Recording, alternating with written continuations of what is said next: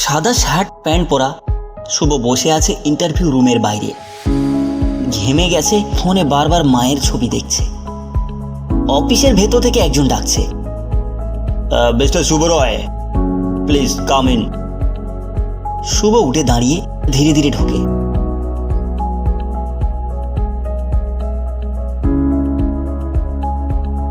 এবং কিছুক্ষণ পর হাসি মুখে ইন্টারভিউ রুম থেকে বেরিয়ে আসে।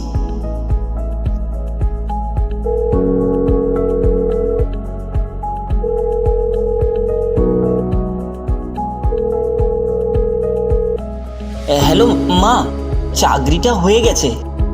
হ্যাঁ, ওরা বলেছে আজ থেকেই জয়েন করতে পারি। হ্যাঁ মা, আমি একদম ঠিক আছি। সে ফোন রেখে অফিসে ঢুকে বসে।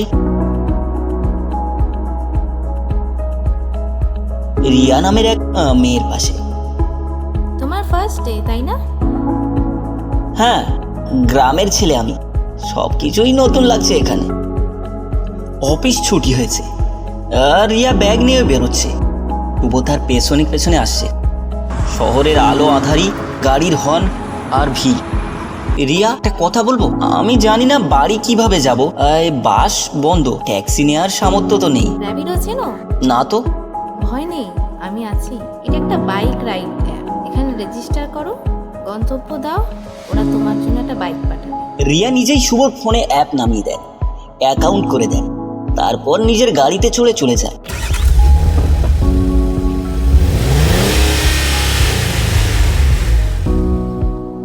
শুভ তাকিয়ে থাকে। তার ফোনে নোটিফিকেশন আসে, your Rapido is on the way, rider or no, bike Pulsar number WB 66A1313। কিছুক্ষণ পরে বাইক ধীরে ধীরে এসে দাঁড়ায়।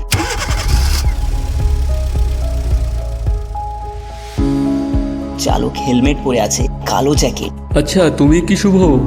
হ্যাঁ। এই নাও হেলমেট, এবার উঠে পড়ো। শুভ কিছু না বলে হেলমেট নেয়, বাইকে ওঠে, বাইক চলতে শুরু করে।